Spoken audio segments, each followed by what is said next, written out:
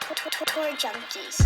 What's up, golf addicts? In this video, we're going to tell you everything that you must know to double your money playing cash games on DraftKings through PGA Tour golf. Let's get to it. All right, first of all, what is a cash game? When we say cash game, what do we mean? Well, we usually refer to contests on DraftKings two different ways. The first is a GPP or a tournament play, which we have another video that you can check for that. And the second is cash games. So we're going to talk about cash games today. And basically what we mean by that is a cash game is a contest where usually around 45 to 50% of all entrants make money or double their money or something pretty close to it. These are usually referred to as 50-50s in DraftKings or double ups. So in 50-50s, half of the entrants all they basically double their money in that contest. So if there's 1,000 people, then about 500 are going to double their entry fee, but everybody that gets paid is going to get paid the same amount of money. It's not like a tournament or a GPP where first place might win $100,000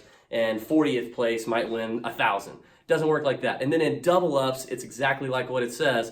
About half the field, 45% or so, are going to double their money. If you buy in for $5 and you cash, you win $10, but nobody wins more than $10. So it's like cash games in poker. It's for the more risk-averse DFS player, and it's a great way to start out, and it's a great way to double your money because there's a different approach to cash games than there are GPPs and tournaments, and we want to get to that and tell you the things that you need to know before you start. All right, so we've already talked about the payout structure, right? About 45 to 50% of everybody who enters the contest is going to get paid, and they're going to get paid the same amount. So whether you're first place or you're the last position paid, it really doesn't matter. You're going to make the same thing. So for that reason, here's what's important.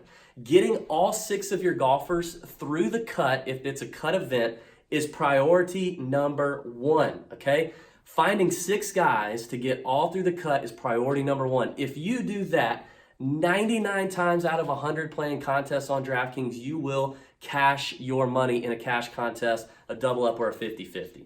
99 times out of 100, that's what's going to happen. Just get 6 guys through the cut. And when you're making your rosters and constructing your rosters, that's what you need to think of.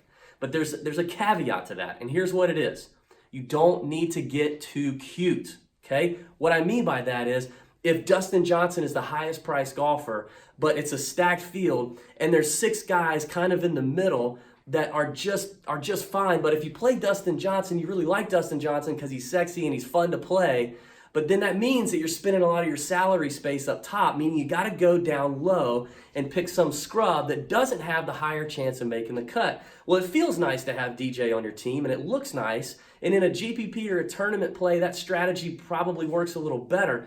But in cash contests, that's where I'm saying, when you're tempted to go too high and grab the stud or the names that you know just because it feels good, don't get too cute. Remember, all that matters is 6 of 6 through the cut. That's all that matters. You can have DJ, you can have Tiger, but if you don't get 6 of 6 through the cut, it's gonna be difficult, and it's gonna force you to go down to the bottom. All right, so that's pretty much saying 6 of 6 is alpha and omega. It's the beginning and it's the end. Don't get too cute, don't overthink it, and a lot of times in cash lineups, the best thing to do is just to think balanced.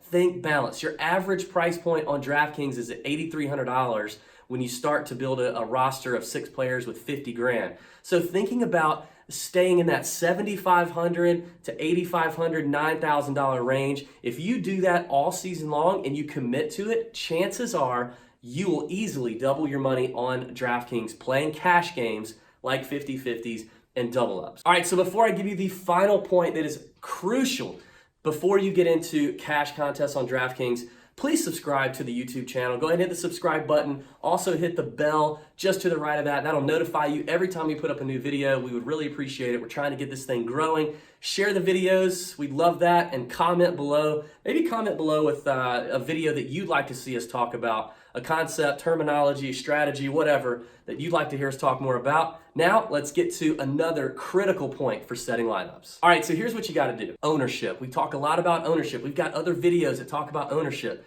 Well, guess what? Here's a secret in cash. Ownership doesn't matter. Who cares? If you like a guy and he's going to be a chalky play, he's going to be a popular play, he's going to be really high owned, forget ownership if you're playing cash. If you're playing tournaments, GPPs, you've got to take into consideration ownership, and we talk about that plenty in other videos. But in cash contest, it just doesn't matter. With the payout structure being what it is, and all you really have to do is make sure you get those guys through the cut. Everybody's going to get paid the same. The leverage just doesn't matter. So again, don't get too cute and try to play a guy just because you think he's going to be low owned. Doesn't matter if he doesn't make the cut, okay? And then same thing, if you love a guy and he's right in that balanced lineup threshold, but you think he's going to be really popular, who cares? Play him. I'm telling you, in cash, ownership just doesn't matter.